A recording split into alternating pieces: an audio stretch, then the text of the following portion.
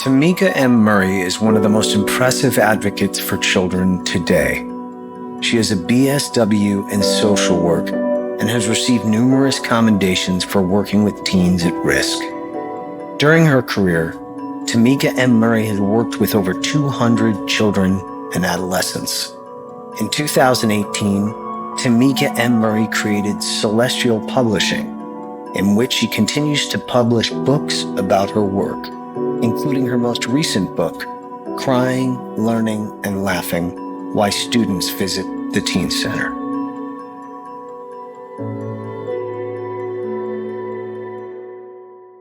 We do have a good tea selection. It looks like it. Wow.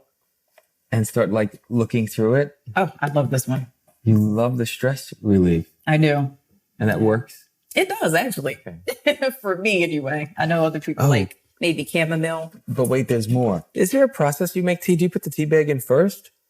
I do. The British have a certain way of boiling the water. They say that if you boil the water just when it starts boiling and then stop it, the tea will be better. It won't be so aggressive.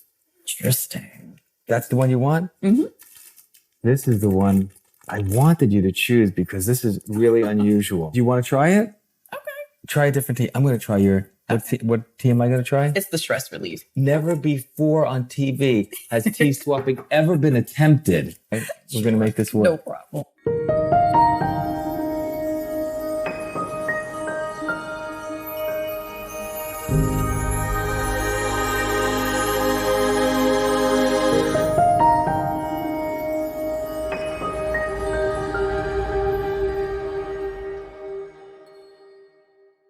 You're like a Renaissance woman born in this time with the ability to do so many different things. You really have done so many different things. Thank you. And yes, it's true. And I guess I don't give myself credit for that enough. And you're so humble about it. No, really, I am impressed. I think writing a book, so life has influenced you then. Oh, yeah. Yeah. So where did you grow up? Atlantic City, New Jersey. Oh, gambling town. Yeah. Before the gambling? I was going to say amongst the casinos and the boardwalk, business was booming, money coming in everywhere. My mother worked at Showboat. And Showboat? Yes, okay. She helped open it, actually. And she was there for 10 years, actually. And I spent a lot of time just going to visit her at work. I used to reap the benefits of the parties she would work. You didn't have some of the challenges that you've addressed in your book. No, I was very sheltered to a certain degree. So you had a pretty good growing up. You didn't get harassed by the kids. Kids didn't force fentanyl down your throat. The challenge is that you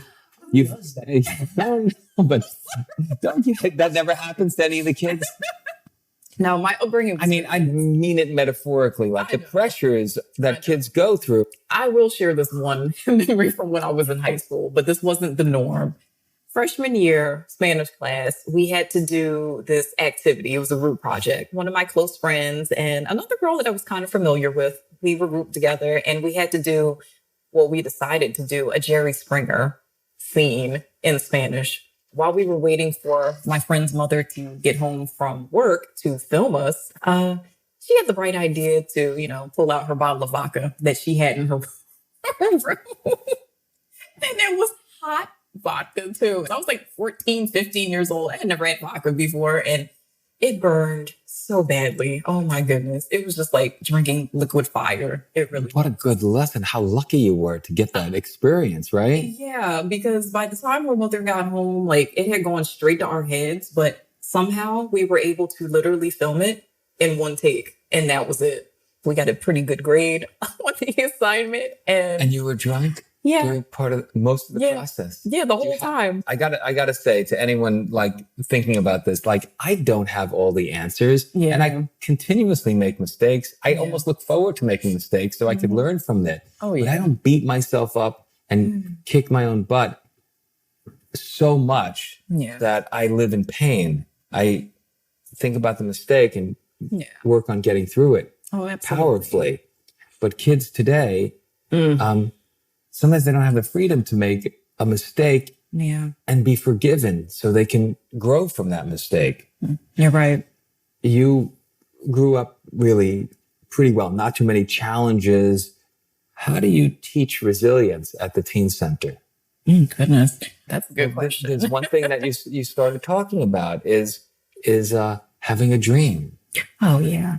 Okay. So I think dreaming and thinking about what you want is part of resilience. Yeah. When we get rid of the thoughts that are negative and replace them with thoughts of joy, of happiness, of love, of caring, of our capability as our human potential to unlock that creativity, that freedom and that space that you hold that freedom for takes away the trauma. There's no more space for that.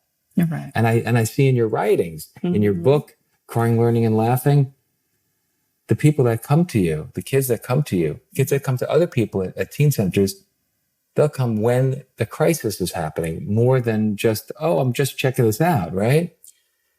It was a mixture of both. It really was. We did have our regulars that would just come and chat us up every single day. I'd have the Uno cards ready. They were really big on Uno when I was working there, as well as like the board games. We loved playing Sorry. So Crying, Learning, and Laughing sounds like the sequence of what you want teenagers to be able to go through.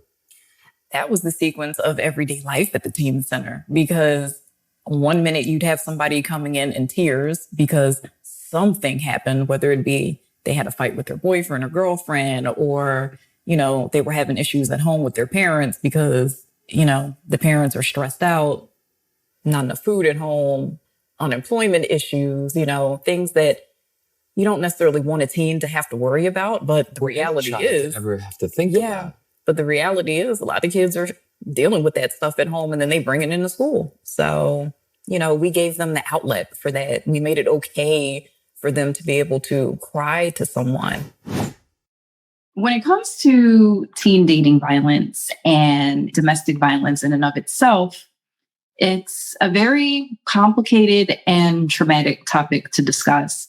And when it came to helping teens with this particular topic, it was very near and dear to me. As I explained in the episodes, there has been a history of domestic violence in my family and in many other people's families as well. It was just very commonplace at one point in time, and there wasn't much to escape that situation. But thankfully, times have changed. And so when it comes to helping teens at teen centers, having the information from these statistics is very crucial, because it really shows you what these kids are going through and why it's necessary to have these type of mental health school-based programs instituted. And here are some of the statistics that I wanted to review just to kind of give you a glimpse of what kids are really dealing with in real life. 9.4% of high school students reported being hit, slapped, or physically hurt intentionally by their partner in the previous 12 months. Approximately 1 in 5 women and 1 in 7 men who have experienced rape, physical violence, and/or stalking by an intimate partner first experienced some form of partner violence between the age of 11 and 17. Like, just think about that. Some people just can't even fathom going through that at such a young age. But unfortunately, this is a reality for many, many kids, not just in the US, but around the world. And so again, we need these teen centers. They do a lot. They really bridge the gaps for a lot of these kids who are struggling, not only in their relationships, but they also might see mom and dad or an aunt and uncle going through the same thing. What is a teen center? In the state of New Jersey, the Department of Children and Families is an agency devoted exclusively to serving and supporting at-risk children and families. Working together with the School-Based Youth Services Program, the Division of Family and Community Partnership, the Office of School-Linked Services work together to implement teen centers within an elementary, middle school, or high school. A student can choose, in lieu of lunch or study hall, to visit the Teen Center to receive college, job, and scholarship application assistance, girls, boys, mental health, and pregnancy prevention group, individual counseling, tutoring, and volunteer opportunities. But more than that, any child who is facing a crisis situation, either at home, at school, or with a partner or friend, could utilize the Teen Center with someone like Tamika M to give them the support, guidance, and any resource available to her to help. What would you tell parents? I think just be open and honest with your kids. You know, tell them the risks for the hard ones. There were stories like, I will jump off of a rooftop if I took LSD. I'll be out of my mind. Those larger brokers, they are accumulation specialists. They're there to help you build that nest egg, and most of them are fantastic at what they do. Where we come in is what happens when you retire or are preparing for retirement. How do you distribute those assets? And in that arena, we're second to none. We're very comfortable there. We're looking to take those assets and distribute them to you and your spouse over the course of your life.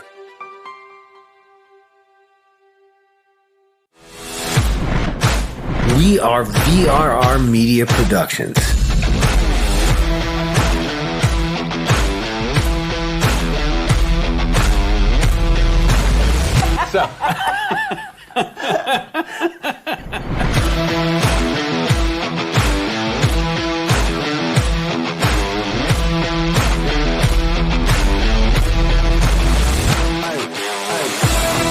VRR is broadcasting worldwide in 27 countries and 32 U.S. states, reaching over 180 million viewers. Be an expert guest star on 3 of our unique television shows: The Vivian Show, Viv and Ron, and Wisdom Construct.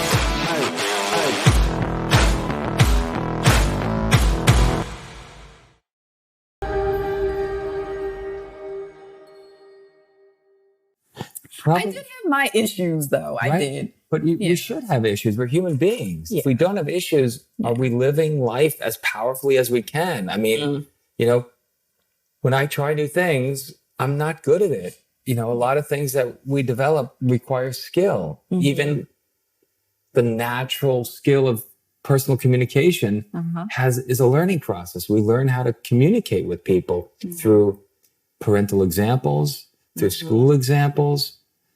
Your book discusses a good path and suggests how to follow a good path in so many factors. We open their eyes to a lot of things that they may have never learned about otherwise. We took them on college tours.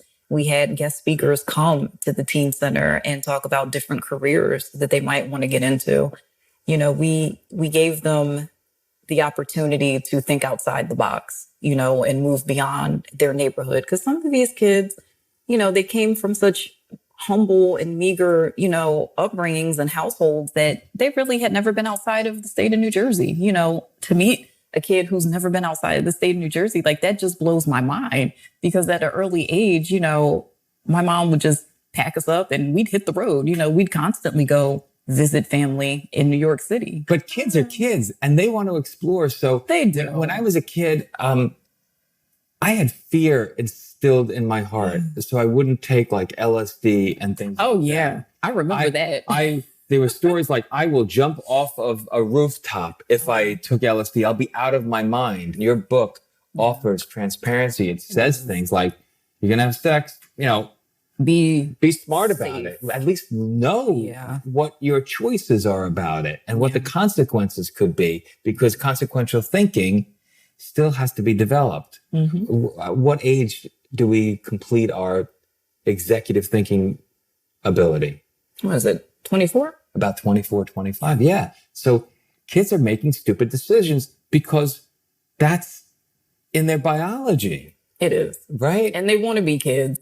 More than a quarter, about roughly 28% of male victims of completed rape were first raped when they were 10 years old or younger. This is just I know it's difficult information to process, but this is reality, folks. Approximately 35% of women who were raped as minors were also raped as adults, and compared to 14% of women without an early rape history.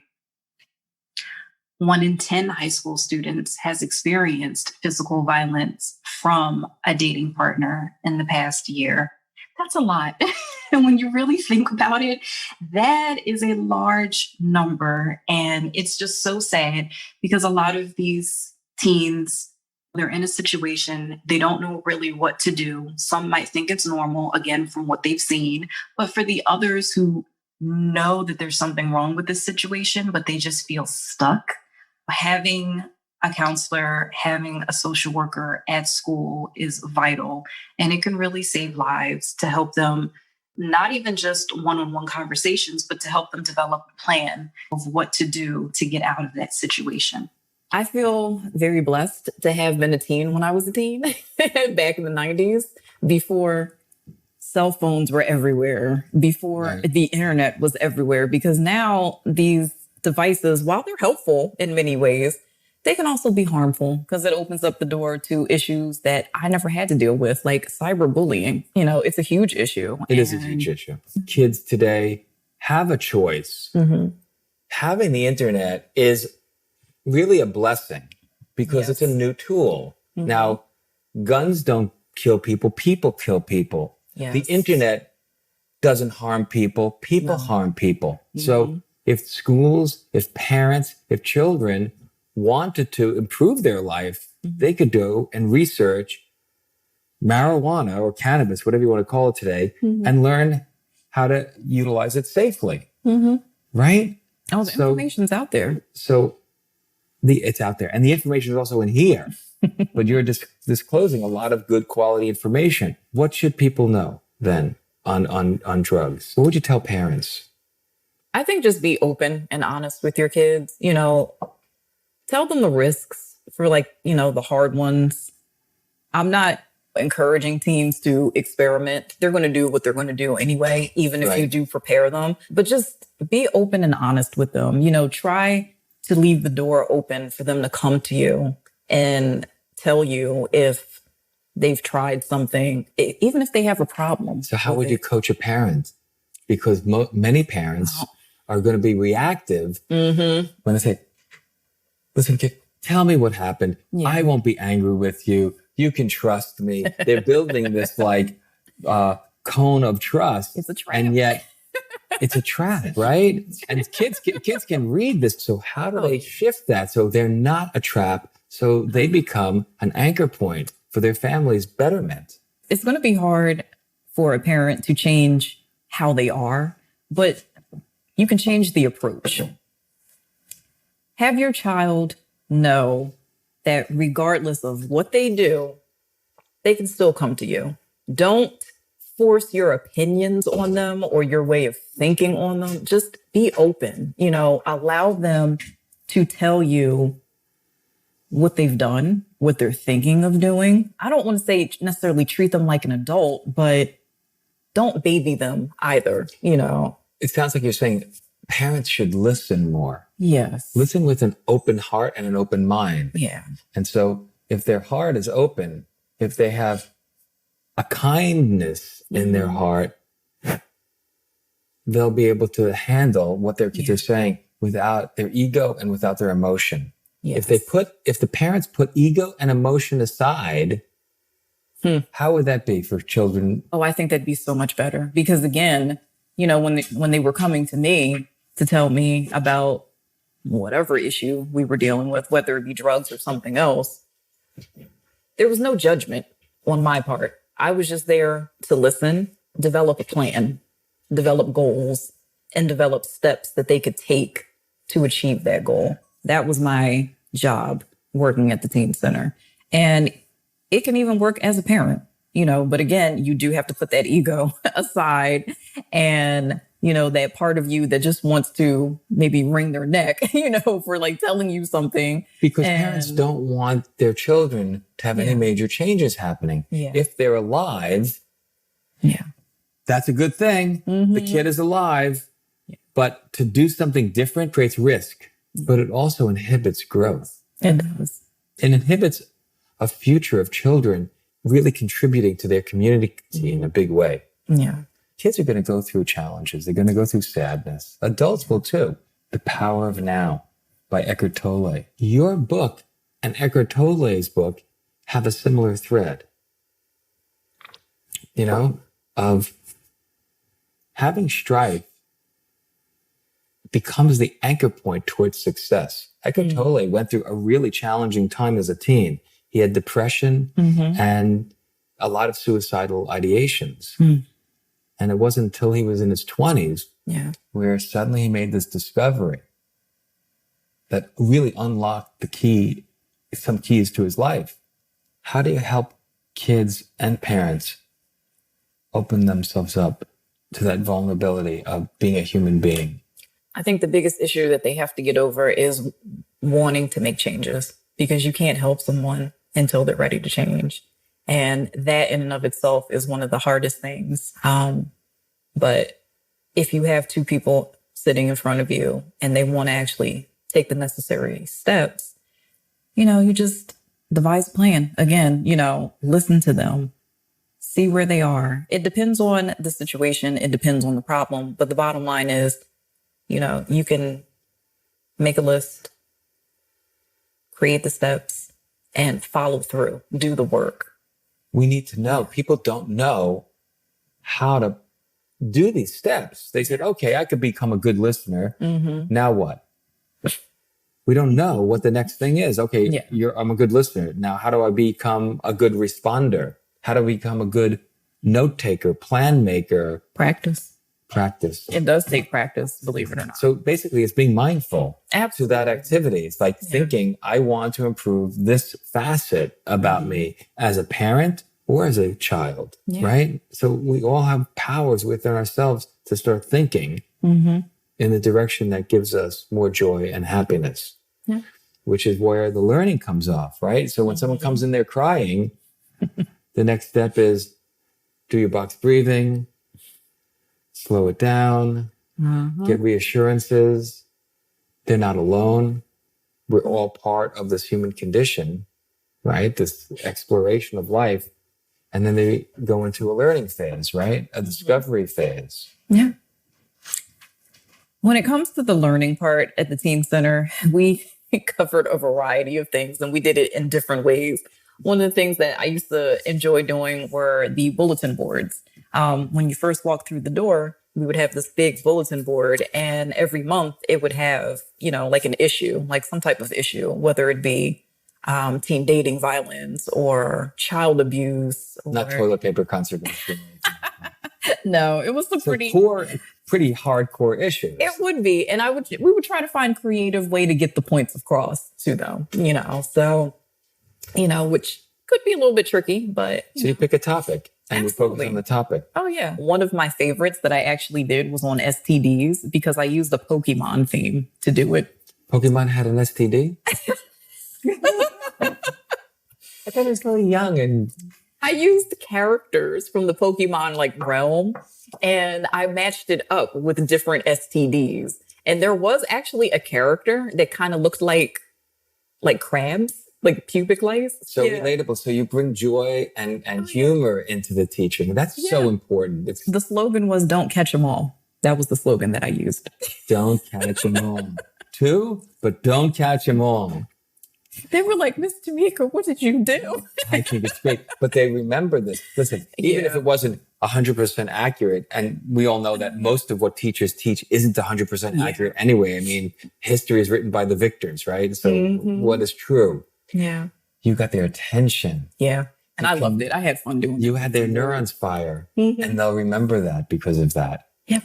Yeah. I'm happy about that. So I think teaching really needs a lot of creative spirit in it. And the laughing that you put into the learning brings kids out of the crying into the learning and into the laughing. I tried to have at least one good belly laugh a day at that place. You do? I tried to, because it could get so heavy, so serious sometimes. And you had to laugh. So, it didn't matter. Sometimes we would turn on like game shows, to kind of break up the monotony. We loved Family Feud with Steve Harvey. That would be like, our nice little break. Were parents able to come to any of these sessions and learn?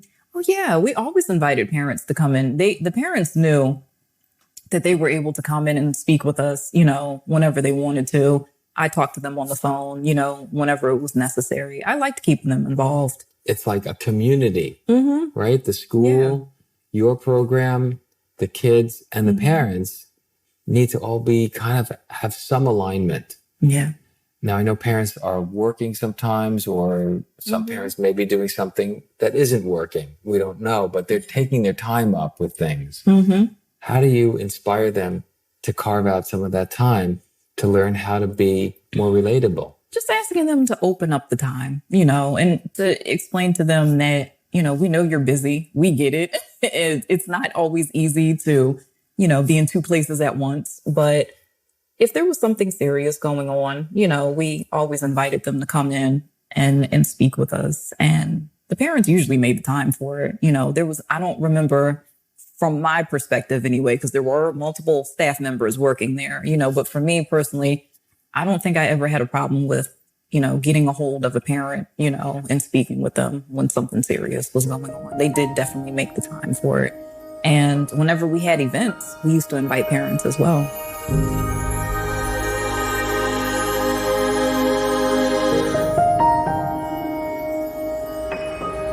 Although Tamika no longer works as a social worker for the Teen Center, she is still a strong advocate for its benefit to children and adolescents. I am very much an advocate for them, and I still keep in touch with my ex-coworker who was still employed at the Teen Center that I left. So since a lot happened, when it came down to the government and the governor putting together the budget for the upcoming fiscal year, school-based youth services programs was on the chopping block.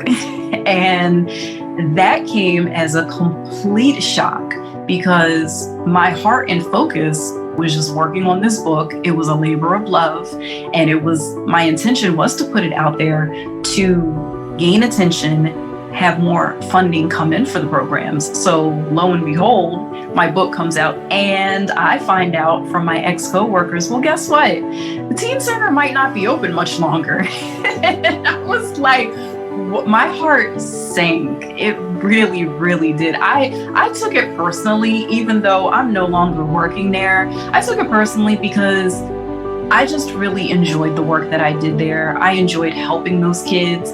I saw what my coworkers and myself were going through day in and day out, juggling all those different hats. And I was just enraged that after all these years of helping all these kids, elementary, middle school, and high school with these programs, that they were just willing to get rid of it at a time where kids needed the most. These programs do work. They do collect data every single year. When I was case manager, we had to document everything so that was proof that what we were doing was actually something. For them to want to get rid of the programs so very casually, it was just very painful to hear and watch. But thankfully, I'd like to call it a miracle. September 22nd, they announced that they did give the funding for the program to continue for this school year. I don't know what the future may hold for the program, but I do know that it is up and running for this school year right now. They allocated about $15 million for the programs to run throughout all of the counties in New Jersey. I'm very excited that happened.